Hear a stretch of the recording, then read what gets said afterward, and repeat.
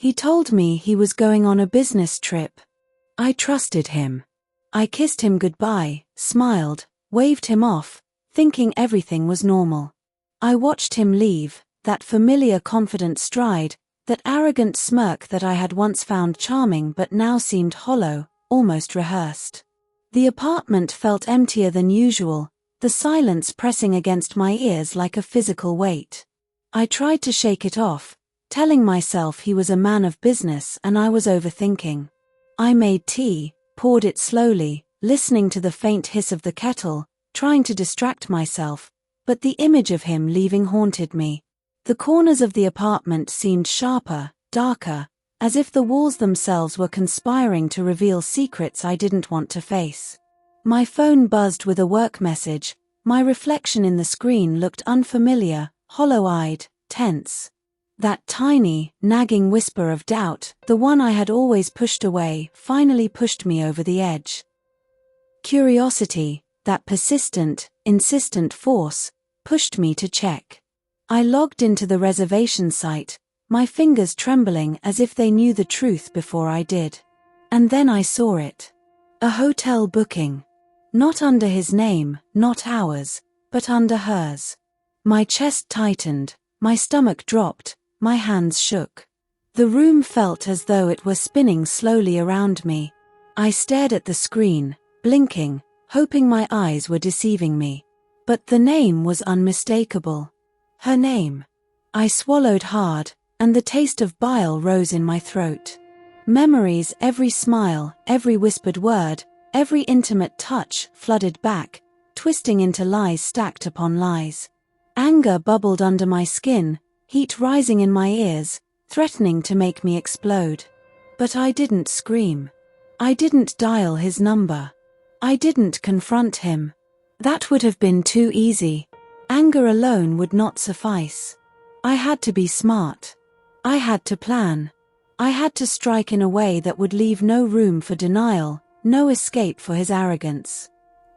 The next few days became a storm, both outside and inside me. I moved mechanically, smiling when I had to, speaking when necessary, all the while harboring a silent fury that consumed me. Sleep became a stranger. At night, I lay awake, staring at the ceiling, listening to the faint hum of the refrigerator, imagining him laughing, imagining her lying next to him, imagining the casual smirk on his face as he believed himself untouchable. Every creak of the apartment sounded like a whisper of the truth I was discovering. Every notification ping made my pulse leap, my heart hammering as if the universe itself were conspiring against me. Meals were tasteless. Music sounded hollow. Laughter felt foreign. I replayed every conversation we had ever had, scrutinizing every phrase, every glance, every touch, searching desperately for signs I had missed, clues hidden in plain sight that now burned my mind with regret. And then, slowly, the anger transformed into something sharper, colder, more precise. A spark ignited, not blind rage, but clear, focused determination. I realized he had been careless, arrogant, overconfident, and that meant he could be undone. Why should he enjoy his lies while I suffer? That question whispered itself over and over in my mind, a steady drumbeat of purpose. And the answer became clear: he would not get away with it. He had always been confident, charming, the type of man who could sway everyone in a room, the kind whose smile could make people forget to question him. Outwardly, he was perfect, attentive, charismatic, socially admired. But behind closed doors, arrogance ruled. He believed I was naive, incapable of noticing, incapable of orchestrating anything beyond what he thought domestic routine allowed. That was his first mistake. He smirked at texts from her, bragged about work, his trips, his meetings, and believed himself invisible. I watched silently, noting every detail, committing every lie, every arrogance-filled gesture to memory. Every confident step, every casual grin, every smirk he thought clever only fueled the plan forming in the recesses of my mind. I did not act. I waited. Patience became my weapon, calculation my shield. He had underestimated me, and that would be his undoing. I started paying attention to small details, little things that had always annoyed me but now revealed themselves as signs of betrayal. The way his cologne lingered longer on his clothes after he returned from work trips, the tiny smudge on the cuffs of his shirts, the faint lipstick marks he thought were invisible. Each one became a clue, a brushstroke in the portrait of his duplicity.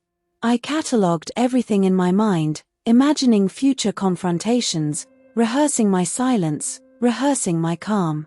There would be no tears, no screaming, no messy confrontation. He would fall because of his arrogance, because of his own inability to anticipate that someone he underestimated could plan with such precision. One evening, while sorting laundry, my eyes fell on a forgotten bottle of perfume, a gift from my best friend years ago, long abandoned and lightly scented with memories. Its aroma was subtle yet unforgettable, leaving a lingering impression that could not be ignored. I held it in my hand, turning it slowly, imagining its faint, haunting scent on his skin, its invisible signature of justice. And then the idea struck me like lightning. What if this scent, placed carefully, strategically, could expose him? What if the other woman smelled it and realized she had been deceived, that she had been nothing more than a pawn in his game, while I orchestrated their downfall silently? I imagined her face, the shock, confusion, heartbreak, fury, and the satisfaction of knowing it would trace back to his own arrogance and misjudgment. The thought sent a thrill through me, a mixture of anticipation and vindication that made my pulse quicken. I could almost hear her voice trembling as she realized the truth, see the disbelief in her eyes, and feel the ripple of panic in him. The night before his trip, I prepared meticulously. I packed his bag shirt by shirt, suit by suit, socks folded neatly, and carefully slipped the perfume into a pocket, a silent signature of what was to come. I shook the bottle gently so its scent would cling faintly to his clothes, subtle enough to evade him but obvious enough to betray him the moment it reached her. Every fold of fabric, every corner of the bag, became part of a quiet symphony of revenge, an orchestra only I conducted. I imagined him walking into that hotel, full of confidence, thinking himself untouchable, invisible, while an invisible mark of his guilt trailed him silently, awaiting discovery. Sleep that night eluded me, not from fear or doubt, but from tense anticipation, my mind replaying the unfolding scenario with cinematic clarity. I envisioned the moment she would recognize the perfume, the way realization would strike, the tremor of disbelief in her voice. And I felt, strangely, a sense of release, not anger, but the satisfaction of justice meticulously executed. By the next evening, the inevitable chaos erupted. Texts began pouring in from her side, frantic and trembling with emotion. Who is she? Why is she here? How could he? Calls followed, sometimes muffled by sobs, sometimes jagged with anger. Their carefully hidden affair disintegrated in a few hours, a house of cards collapsing under its own weight.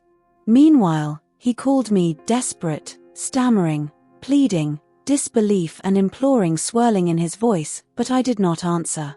Every fiber of my being resonated with silence, and that silence screamed louder than any confrontation could. The game was over, the verdict delivered, not in shouting or spectacle, but in the quiet orchestration of consequences. I could almost hear